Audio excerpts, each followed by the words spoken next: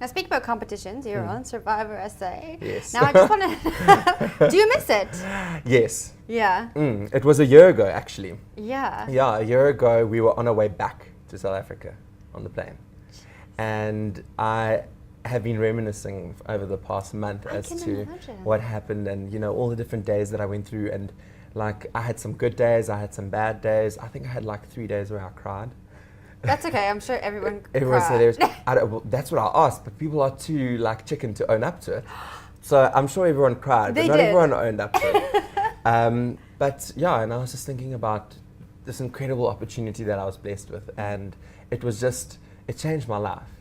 When I went into it, I expected something, and when I came out of it, my mind was blown as to what that game can actually do for you as a human being. Tell me now, are there medics on site, like, at all times? No. What? So, yeah. So if something does happen, then they'll obviously radio a medic in, and there'll be an emergency. One of the nights I was bitten on my arm, and there's still, like, little marks there.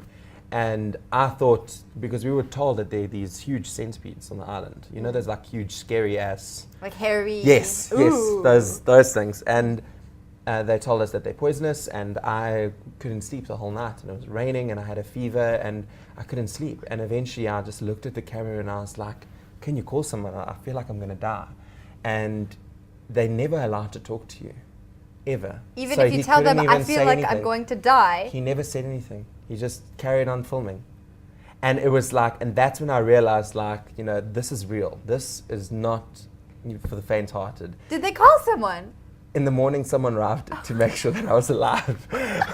So, you know, it was hectic. So, you know, probably because he saw maybe what bit me, maybe it was like a crab or something, but I had such a fever. And in your mind, you just think the worst when you're in a situation like that. They're past survivors that have had, like, for example, blisters on their hands.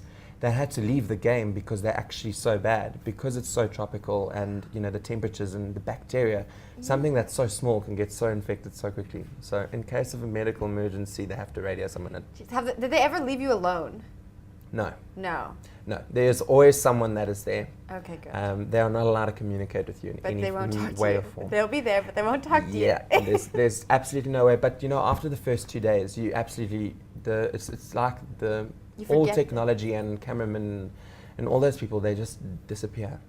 And you are amongst, you know, 10 other people, and then that's it. You don't even think about a camera.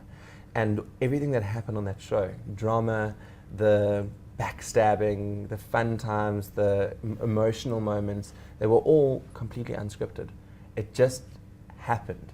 And I remember sitting at the end of it and watching it on TV, going like, you cannot script this. Like, it is just so classic. You can't script someone throwing rice into the fire when there are like 7 starving people. Yeah.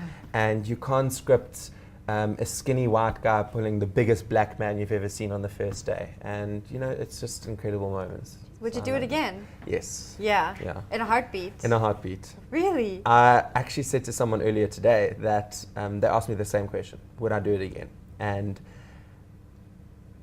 when I was voted out, the last day on the island, day 25, I sat around and I looked at the people around me.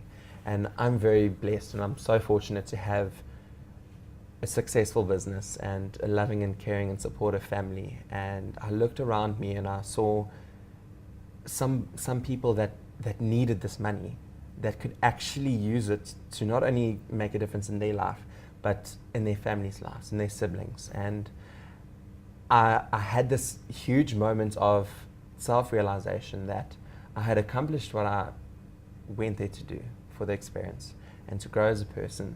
And it's so strange because people are like, you must have known you were getting voted out. And I did know.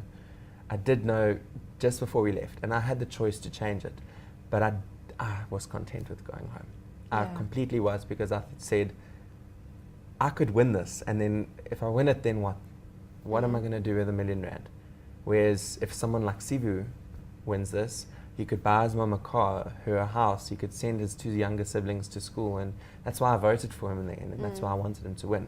Although Graham was my huge friend on the island, and I'm helping him out with his wedding, and that was my promise to him. So yeah, I was just completely content with getting voted out.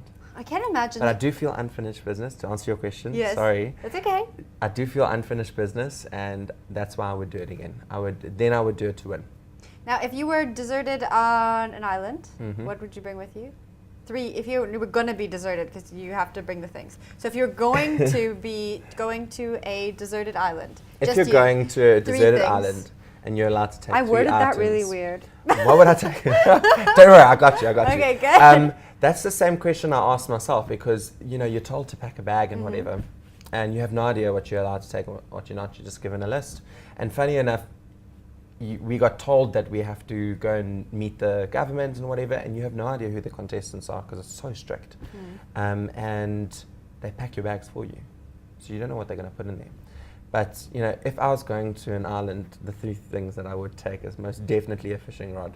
That's a good one. Yeah. I think so, a lot of people overlook that. Yeah, and a flint. I would most definitely take a flint, and I'd take a topple. So food, fire, shelter. Well, it's very practical of you. People who haven't been on Survivor would be like, I'll bring my radio. And my toothbrush and my deodorant. As long as I smell nice and my teeth are clean and I can listen to music, I'll be fine. It's yeah, fine. No, you're not going to be fine. you need to think about surviving. Like, literally, you have to survive. You can't, You will die. You will die. That is just how things go. Yeah. Would you enter any other reality show? Yeah? I don't know. I don't know. I was never really a reality person. I wasn't actually going to enter. One of my friends phoned me the night before, and she said to me, she's going to enter, and won't I come and wait in the queues with her? And I said, that's fine, I'll meet you there in the morning. And you weren't allowed to stand in the queues if you didn't enter. So I entered by default. And the next thing I knew, I was on the island. Shame, your poor friend. No, she was completely content, because when she watched it, she was like, I'm so glad I didn't do it. But if I did another reality show, I don't know, maybe Idols. Or maybe you could have your own one where they follow you around wedding planning. Maybe. Keeping up with Zavion. Ooh, watch this space. Who knows? You never know.